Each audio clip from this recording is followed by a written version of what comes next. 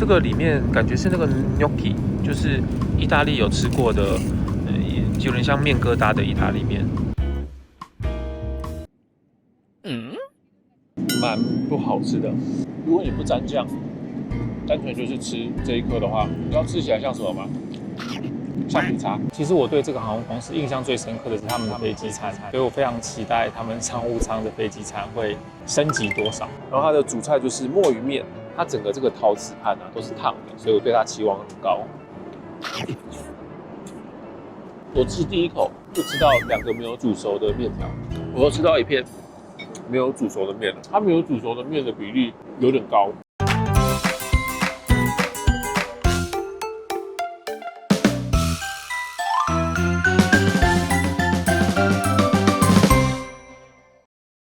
在我们比较拉美航空不同舱等之前，今天来看一下这次我的行李箱里面多带了什么法宝。我最喜欢的家居品牌卡伊又有新品上市了，好好装旅行衣物洗衣收纳袋4件组。我真的觉得它有时候在设计商品，完全是为我量身打造。然后再来这一些收纳袋装好之后，大小也都是一致的，非常适合我这种收纳控、对称控。那这次袋子有2种，这个叫做衣物压缩收纳袋，这个叫做多用途洗衣收纳袋。我们在出门旅行的时候，像我这次要去南极，就会有很多那种又大又厚的外套。那这样子你把它放到行李箱，其实会占非常多的空间。那有了这种压缩袋，就可以把大的外套缩成比较小的体积，而且这个是用拉链来做到的，所以不需要额外有什么机器。那我们现在就来试试看，我们来塞2件外套进来，它是一整大袋，它很深。你要塞2件羽绒外套，甚至是1件那种要去南极的超厚防风外套都塞得进去。把拉链关起来之后，它的旁边这边就有设计额外的拉链，可以帮整个收纳袋瘦身。2个羽绒厚外套，节省你行李箱里面的空间。但我觉得它里面其实还是有些空间的，我们来测试看看它的极限。好，我们现在里面放了12条裤子。哦，完全可以哎。好小一袋哦！现在里面是放12件裤子，我觉得再塞进去可能4、5件都还有空间。透过拉链的系统，让整个收纳包可以达到最小的容量，就是用这个压缩的拉链，让整个的空间缩到最小。再来是这个洗衣收纳袋，在你厚重衣物都收好之后，这里可以把剩下的衣物做好分类，比如说这个袋子是内衣裤，这个袋子可能是 T 恤，然后它这边也有纽扣系统，我来示范一下怎么用。好，放进来之后呢，这边的纽扣可以这样子对折，这样它就可以是一个立体的形状，然后可以直立的摆在行李箱里面。像这样子2个非常整齐的包装。那在旅行的过程当中，这些收纳袋还可以当做脏衣袋，你回家只要把这个扣子解开来，扩充一点空间，就可以直接变洗衣袋，像这样可以直接丢到洗衣机里面，这是超级方便的设计。而且你看它设计的细节完全对称，这2个大小是一模一样的哦。你可能会问我说这个重要吗？这个超级重要，你这样子放到行李箱里面就是舒服。那如果对卡伊新出的好好装旅行衣物洗衣收纳袋4件组有兴趣的话，目前我们正在团购中，有团购专属优惠，团购的价格跟资讯在这边，然后我也把它放在影片的资讯栏。有兴趣跟我一样这样子整理行李箱的，可以参考看看。Hello， 我是阿弟啊。如果有看上个礼拜的影片的话，应该知道我们这次去了复活节岛。我们这次影片是要来开箱去到复活节岛来回的机票，我们分别体验了经济舱跟商务舱。这里很有趣的一点，是因为我们当初在订票的时候就发现这一段飞机，第一个是不是每天飞，第二个是价差很大，它最低价大概137美，但是在其他天可能会高达386美，同样舱等哦，价差超过1倍。我自己在买已经算是买到一个中高的价格，原本想说就是来回经济舱，因为我们这趟有非常多趟飞机，想要尽量的省钱，但是我发现回程如果升级成商务舱，其实只需要加一点点钱。我的经济舱去是367美，然后回程升级商务舱，只要再加上143美，大概4500块台币左右，在一趟5个小时的飞机就可以升级成商务舱。所以今天这支影片，我们就是要来开箱拉美航空在这个很稀有的复活节岛航班的经济舱跟商务舱的体验，花了4500台币的商务舱升等，值不值得呢？然后在这边到了。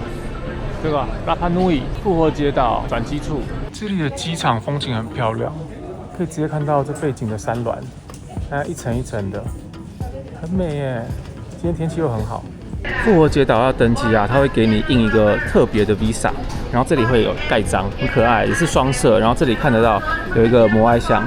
待会这一趟要飞大概5个小时，但是智利已经是离复活节岛最近的地方了，从这边飞过去。我们是从圣地亚哥首都，然后飞过去。哇，这好像要收走，好可惜哦。有没有想要当纪念？出发复活节岛。OK， 我们先预览一下商务舱。商务舱其实有一点像豪金。它的这个椅子感觉是躺不下来的，但是整体的空间是很宽敞的。位置在这里，买的是这个 Executivo， 它是稍微大一点点的经济舱 ，leg space 比较大一点。然后这里有一个可以放下来的 footrest， 但是它它放的位置有点特别高，这样子感觉会不太舒服呢。脚要一直在一个90度的姿势，这我可能不会用到。萤幕算蛮大的。这里有个充电的地方，待会来看看它的餐点有没有比我们从洛杉矶来的时候好。这边一样是可以弯起来的，但是这个就是比较粗糙一点。好，午餐来了，它这个没有得选，它只有一个选项。打开来，这个里面感觉是那个 gnocchi， 就是意大利有吃过的，有点像面疙瘩的意大利面，看起来对。蛮不好吃的，这个面体本身没什么味道，然后里面吃起来粉粉的，就是番茄泥。这个本体真的是有一点悲剧，它没有其他的层次，就这个东西加上番茄酱就这样没了，吃的心情会有一点沮丧。如果你不沾酱，单纯就是吃这一颗的话，你要吃起来像什么吗？像饼茶。那旁边这个面包就是 OK， 挺好吃的。像车力巨人，巧克力很可爱耶。OK， 我差不多可以吃到这样。那我们来期待一下商务舱的食物会不会比较好吃。啊，终于到了！复活节岛是这一整段旅程暂时告一段落，就是飞机的部分。刚刚这样算了一下，离开台湾到现在过了48个小时，然后其中有27个小时都是在飞机上度过的，屁股快要坐烂了。回程往圣地亚哥，再来开箱一下他们的商务舱。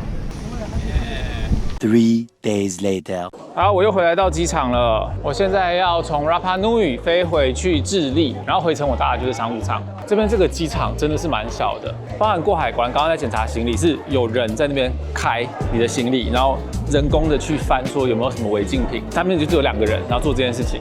然后因为来这边的班机是非常有限的，可能2-3天才会有一班，所以我过去这几天在岛上的感觉就是没有这么多观光客的感觉，就算是礼拜6、礼拜天，街上也不会到超多人，甚至是在那些最有名的观光景点，也可能顶多1-2组观光客，所以我觉得这方面也算是这里的特色吗？因为它实在是太难抵达了，所以它就产生了一个自然的人流管控。好，我们在这里 check in 完之后，应该就直接从这边出去，然后它登机就是在一个平面。也没有什么登机口啊，或者是要上什么通道，就直接从飞机降下来的楼梯爬上去。它的机票是印在这种感热纸上面的。好啦，它这边的安检走蛮久的，刚刚这样一整排进来之后，里面还有一个海关的 officer 会看你的证件之后，然后书包要再过一次，就是我觉得基本上跟其他机场一样，只是它变得很 compact， 都只有一台，所以所有人这样要经过就要花比较久的时间。刚刚这样子排了大概有1个小时哦。好，终于要登机了。一样是这一台，大家直接站在这边等我们上去。商务舱，这个好大啊，很少有这个机会直接正眼看这个飞机的引擎。EA 哦，最前面这个啊，我在这里。好，我们来看一下座位上有什么，好大一包哦。来看一下这是什么？哦，这是一个完整的枕头哎。再来是很舒服的后背，被子，这是床垫，对，应该就是把椅子整个躺平之后可以垫在椅子上的。它这里有收纳空间，它耳机也装在这种袋子里面。虽然这趟飞机只有4个多小时，但中间应该可以抓个时间睡午觉。脚的空间非常的大，但是萤幕离得非常远。我觉得这个大小这样子的距离可以啦，是可以，而且不是说因为我第一排哦，是每一排都是离这么远。而且我现在这个位置啊，如果我要出去的话，等于是我要横跨一个这里。所以我要横跨一个这边的走道才能出去。蛮多商务舱的设计会是靠窗的，就是只有一个位置，因为这样就不用跨过一个人再出去，就中间这排才会有2个左右的位置，但是整体的空间是蛮大的。哦，我发现这里有小惊喜，有水之外，这个是什么？这个柜包好漂亮哦，牙刷、牙膏、眼罩，这眼罩蛮大的，还有一个说明书。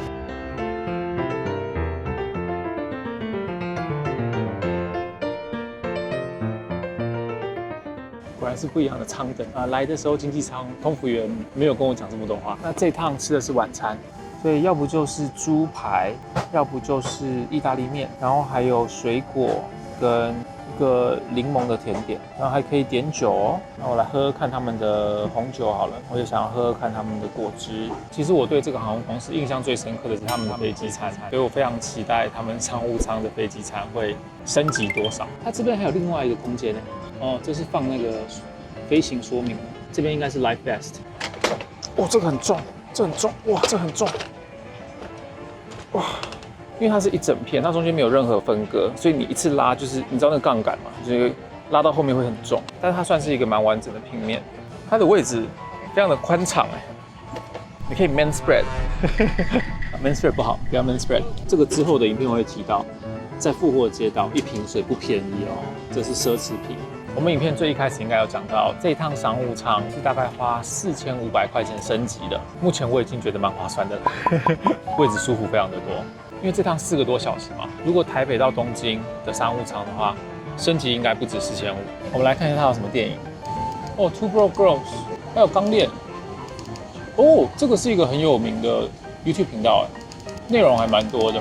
Is this a pasta? Yes. Pasta, okay. Very good pasta. I like the Would you like pasta. that? Yes, thank you. And What about the dessert? dessert, the fruit we got. Yeah. 感觉 size 有点没有很合，它左右都还有很多空间没有 cover 到。那现在灯光整个转暗了，全部变红色的。哇！它灯的位置没有打在桌子上，是打在我人身上，所以好像没有比较好，我还是关掉好了。它的盐巴是另外这样子装的。好，这个是餐点的部分。我现在是用 iPhone 的大直光，所以它可能看起来没有那么可口，不过这样才能拍得比较清楚。生菜配面包的奶油，刚刚我说到的那个盐巴，一小瓶橄榄油，水果，然后它的主菜就是墨鱼面。它整个这个陶瓷盘啊都是烫的，所以我对它期望很高。面条没有整个裹在一起哦，也还蛮香的。这是蘑菇酱。我吃第一口就知道2个没有煮熟的面条，这个是没有熟到，整个是硬的。你听那个声音，有听到吗？它是脆的，可能是微波炉没有沾到酱的地方太少水分了，所以就不会煮透。但是有煮透的部分，我觉得是还 OK 的，就吃到不会生气的意大利面。但是我不会说它是特别好吃的，比经济舱的食物好很多啦，这是肯定的。哇，它的番茄好好吃哦，非常的 juicy。我又吃到一片没有煮熟的面了，它没有煮熟的面的比例有点高，大概每3口就会有1口是里面有一点点没煮熟，因为它分量我觉得有一点点少。另外一个主菜选择是猪排，我们多旁边的来试试看。我觉得猪排稍微好一点，它是有一点韧，但是调味 OK。但这个餐饮就是，如果今天是餐厅，你点到这一份，你就会想说啊，是不是别桌点的肉比较好吃？然后我们前菜，鲑鱼前菜，这鲑鱼倒是蛮大一片的。鲑鱼好吃，鲑鱼好吃，这很有趣。它鲑鱼是配这种，应该是海草，好像没有这样搭配吃过。蛮搭的，这前菜很好吃。正常的油醋沙拉，面包有点不够热。水果，水果都偏酸，台湾的水果比较好吃。我吃过的拉塔飞机餐，因为这一整趟南美洲都是飞这个航空公司，我可以给到68分。比吉哥还要多8分哦！我跟他多要了一些面包，这个应该是算面包吗？小饼干，这是什么啊？没有味道，好像在吃墙壁，然后墙壁干掉脱落的，加一点起司。单曲是不错吃哦。我们准备睡觉。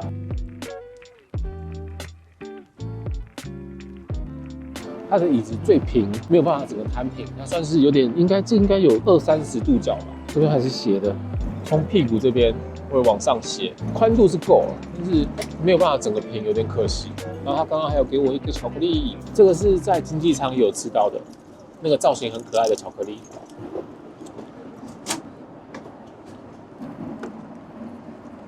好，那我就准备睡觉喽。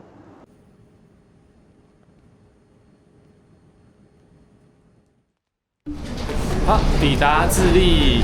我刚刚睡得超熟，做了超级多梦，应该有2个多小时吧。然后因为有睡这段啊，就让我觉得这个4500块钱非常的值得。但食物的部分我真的是不敢恭维，像是我们经济舱搭过来吃的那个 gnocchi， 它真的是我这辈子应该吃过最不好吃的飞机餐，甚至是到商务舱居然可以吃到没有煮透的意大利面。大家如果搭乘LATAM航空，可以不用期待他们的食物。我这时候又回想，台湾的航空如果是外国人搭到我们的商务舱吃到这样子的食物，甚至不用商务舱，经济舱就可以了，他们会不会有一个 culture shock， 就是飞机餐居然可以这么好吃吗？好，那这次开箱LATAM经济舱跟商务舱比较，就到这边告一个段落。那我们接下来影片会采倒叙法，因为下一个礼拜的影片我们会再回到复活节岛，然后去讲一下在复活节岛发生了什么事情。一部分为什么我现在会这么累，就是因为在复活节岛有发生一些 trouble， 所以我们下周的影片会探讨一下到底是发生了什么事。好，那我们就下次影片见喽，拜拜。